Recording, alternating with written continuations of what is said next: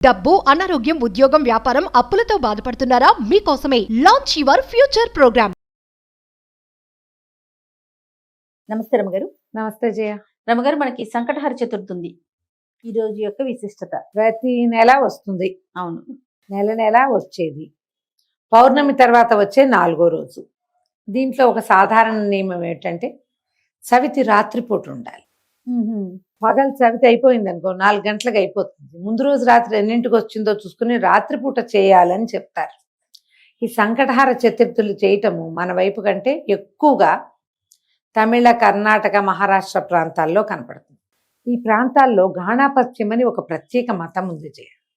మనకి ఉన్నాయి కదా రకరకాల మతాలు, శైవం, వైష్ణవం, సౌరం, శాక్తేయం. దాంతోపాటు గాణాపత్యము అంటే గణపతి యొక్క మతం. విశేషంగా మహారాష్ట్రియన్స్ కనపడతారు. వాళ్ళు ఎక్కువగా బప్ప, గణపతి బప్పానే, బప్ప అన్నిటికీ బప్పానే.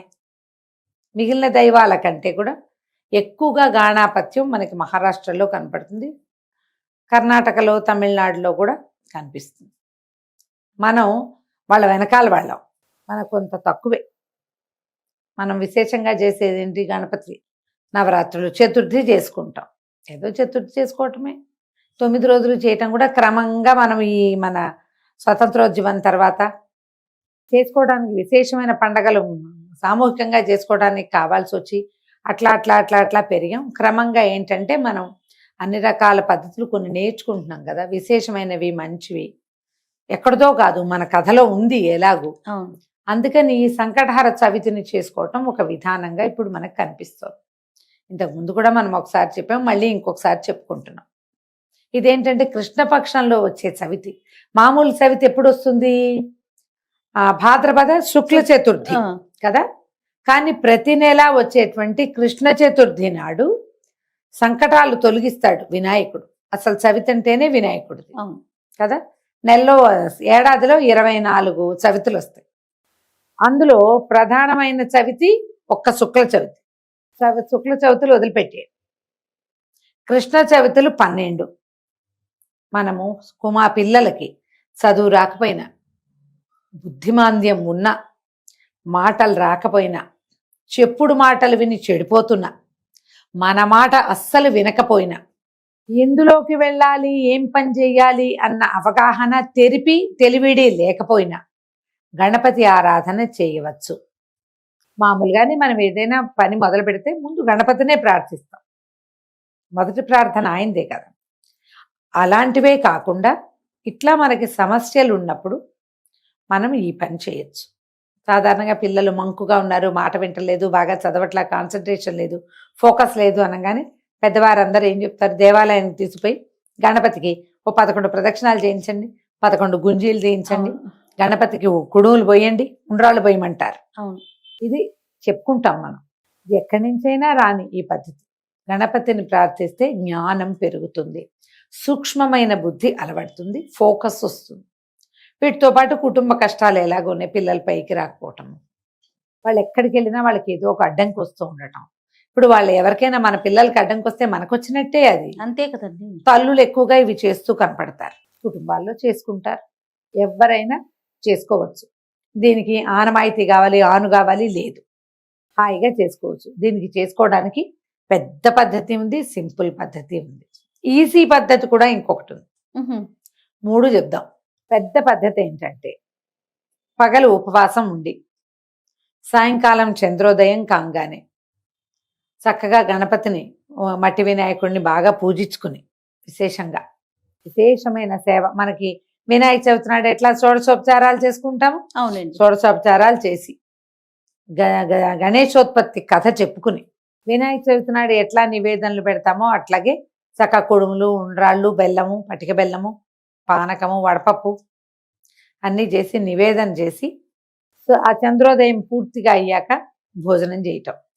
ఇప్పుడు ఇన్ని రకాలు చేయాలంటే ఈ ఉద్యోగస్తులు, చిన్నపిల్లల వాళ్ళు, కొంతమంది చేయి పట్టని వాళ్ళు కష్టపడతారు.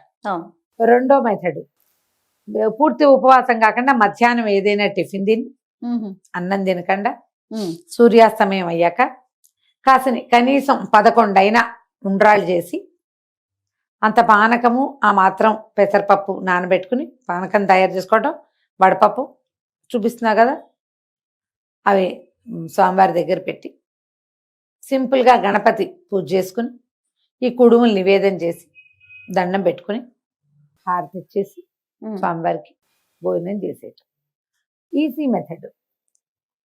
ఉపవాసం ఉంటారో ఉండరో ఏదో ఒకటి మీకు దోచింది. సంకటహర చతుర్థి నాడు సాయంకాలం గణపతి ఆరాధన జరిగే ఏ దేవాలయానికైనా వెళ్ళిపోయి అక్కడ అష్టోత్తరమో ఏదో పూజ చేస్తారు, అది చేయించుకుని హారతి ఇచ్చే వేళకు చూసి దండం పెట్టుకుని ప్రసాదం పెడతారు, పుచ్చుకోండి. సంకటహర చతుర్థి నాడు ఇలా కూడా చేసుకోవచ్చు. ఓకే. మీరు ఏది చేయగలిగితే అది చేయండి. ప్రతి నెల వస్తాయి. దీనికి ఈజీ మెథడ్ ఏంటి, మన దగ్గర ఒక క్యాలెండర్ ఉంటే క్యాలెండర్లో వాళ్ళే బుజ్జి వినాయకుడు బొమ్మ వేసి కనపడుతుంది. మీరు రౌండ్ ఆఫ్ చేసి పెట్టుకోండి. గ్రీన్ కలర్ తోటో రెడ్ కలర్ తోటో గుర్తుంటుంది. ఫోన్లో పెట్టుకోండి, లేకపోతే రిమైండర్స్ పెట్టుకుంటాం కదా, ఈరోజు సంకటహర చతుర్థి అని అదే మనకి తట్టి లేపుతుంది పొద్దున్నే. ఈ విధానాల్లో మీరు ఏది కుదిరితే అది చేసుకోండి. దీంతో పాటు మంగళవారము చవితి సంకటహర చతుర్థి వస్తే అంగారక చతుర్థి అంటారు. అది చాలా మంచిది. అది ఇంకా విశేషమైన ఫలితాన్ని ఇస్తుంది. సంవత్సరంలో 1-2 సార్లు రావచ్చు. ఈ ఏడాది ఇంకా మన చూడాలి. క్యాలెండర్ చెప్తాం కదా, అప్పుడు చెప్పుకుందాం ఆ సంకటహర చతుర్థులు ఎన్ని ఉన్నాయి, అంగారక చతుర్థి వచ్చిందా లేదా అనేది చూసి చెప్దాం. ఓకే. జనవరి 1 తర్వాత క్యాలెండర్ చేస్తాం కదా ఒకరోజు, అప్పుడు చెప్పచ్చు. ఎప్పుడు కూడా చవితి నాడు ఉపవాసం ఉంటే మీరు సంకటహర చతుర్థి స్వామిని పూజించాలి అన్న ఆలోచన ఉంటే మొదట నోటికి తాళం వేసుకోండి. వారిని దుర్భాషలాడద్దు. గొడవకి దారి తీసే ఏ విషయంలోకి మీరు వెళ్ళబోకండి. ఈ జ్ఞాపకాన్ని పాటించండి, మర్చిపోవద్దు. ఈ నియమం ఉండాలి. ఉండి మనం చక్కగా పూజ చేసుకోవచ్చు. నేనైతే మధ్యలో అదే పాటిస్తాను జయ. 99% నేను పగలు ఏదైనా కాస్త కొద్దిగా తిని మధ్యాహ్నం భోజనం చేయను. చిన్న టిఫిన్ ఏదైనా తిని మార్నింగ్ బ్రేక్ఫాస్ట్ చేస్తే ఇంకా లంచ్ లేదు. సాయంకాలం వేసరికి ఉండ్రాలు చేసేసుకుని నాకు రుణహర్తృ గణపతి స్తోత్రం ఉంది. గణపతి 12 నామావళి 16 నామావళి ఉన్నాయి. ఈ 3 రోజువారీ చదువుకునేవి. అందులో ఒక మంత్రం వస్తుంది రుణహర్తృ గణపతి స్తోత్రంలో.